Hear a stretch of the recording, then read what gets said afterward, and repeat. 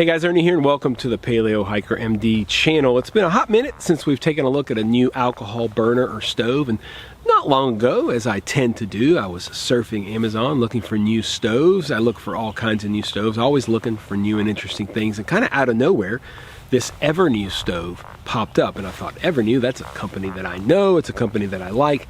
How have I never seen this stove? I've had the Evernew titanium stove with a DX stand and all that stuff for years, and I had no idea that they made another stove. So stay tuned, we're gonna check out the Evernew Bluenote alcohol stove. Thanks for watching, guys. Is this thing any good? Let's find out.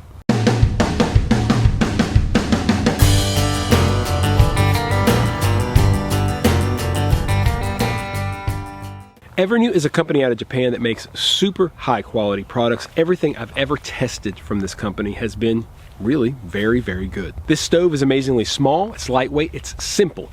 Does it live up to the name Evernew? Let's find out. Okay, so this is the Evernew Bluenote stove, and I really want to like this stove. It's pretty cool. Dimensions are 1.9 by 1.25, and the tray is 2.4 inches in diameter. Weight is a pretty amazing 0.7 ounces. One of the issues is that it will only hold a half an ounce of fuel. And I'm gonna tell you guys right now, it will hold 15 milliliters. If you put more, it gets ugly. I'll show you guys here a clip of what happens if you overdo it. I went ahead and overdid it to see what would happen. Let me show you what happens. Any guesses? I mean, you know, if you use stoves, you'll probably be able to guess exactly what happens. You've got a double-walled stove. Here is the line of jets. So, you know, the fluid gets above the jets, and what's going to happen?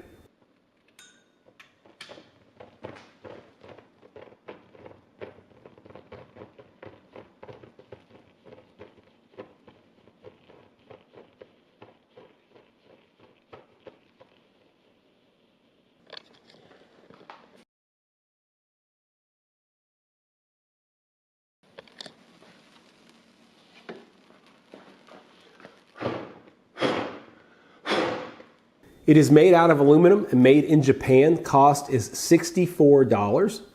64 bucks.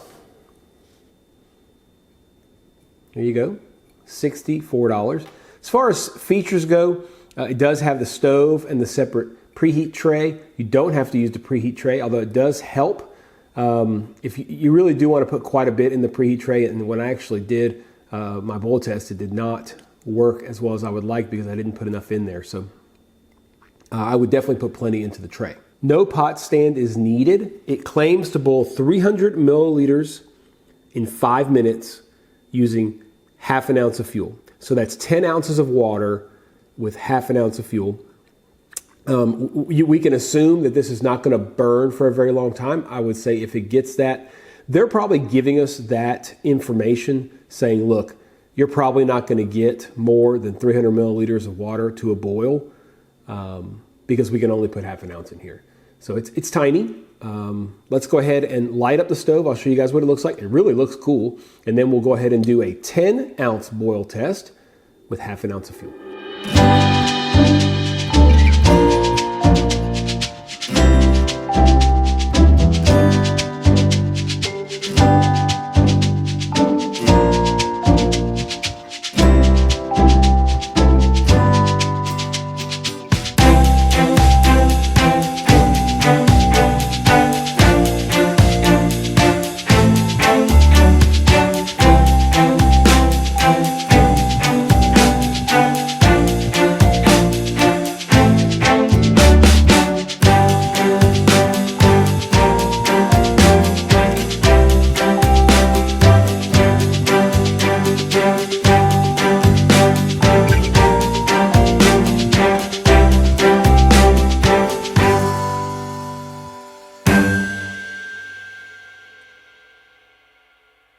So is this stove a success? Let's talk pros and cons. We'll start with the pros. It is ultralight, it's compact, you do not need a pot stand, which is very, very nice. It also cools very quickly after it's extinguished. As far as cons go, I think the number one is cost. I mean, this little piece of aluminum is 70 bucks.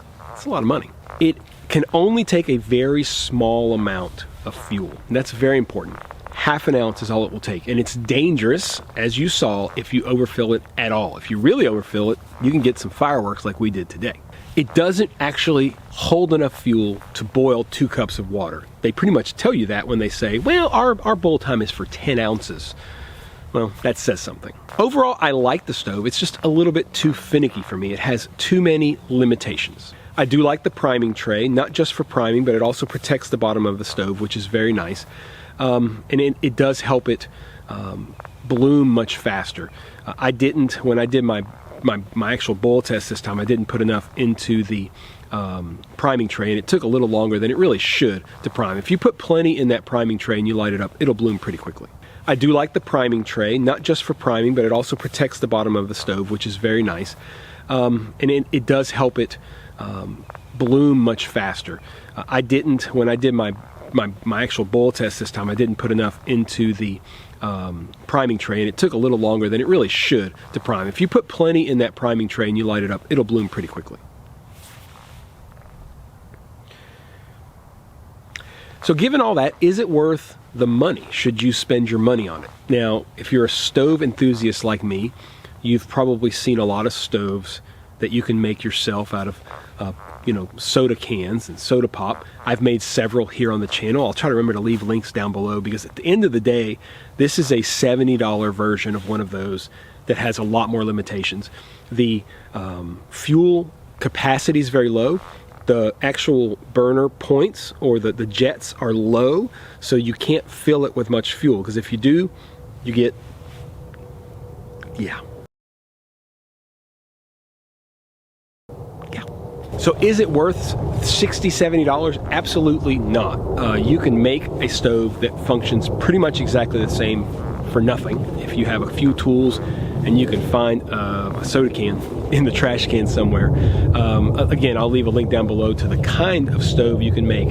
I have one that I made from a Walmart aluminum bottle that's very robust, and then you can make some out of just the little aluminum cans that you can buy at your local convenience store. This doesn't take away from the stove itself. It works. It's super lightweight. It's tiny. I mean, it really is tiny, but the tininess is what limits it.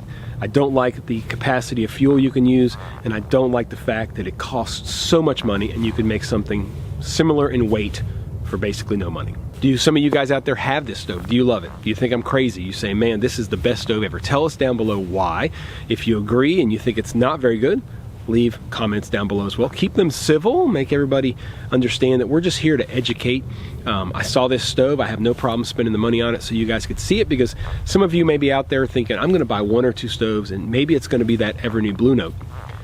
I don't think it should be for these reasons, but it may fit your criteria perfectly. Maybe you really want to use as little fuel as possible. Maybe you want to push yourself to use as little fuel as possible. Now, one thing I would ask Evernew to do is to simply put a mark on the inside of it with the maximum amount of fuel that is safe. That would make a huge deal, because if not, you have to measure how much fuel you're using, and when you're out there in the field, that's a pain. So Evernew, if you're listening, just put a little mark there, say this is as far as you can fill it, and you won't create a little bomb. Not sure if you guys are aware, but I have an entire playlist on stoves, nearing 200 videos on that playlist. Make sure you check it out down below. If you like the video, hit the thumbs up. But the biggest thing is, guys, if you could subscribe, that would be awesome. It really helps if you guys subscribe and helps the channel grow. I want to get to 100,000 subscribers one of these days, and I can do it with your help. As always, guys, I appreciate you checking out the Paleo Hiker MD channel. Stay tuned for more videos soon.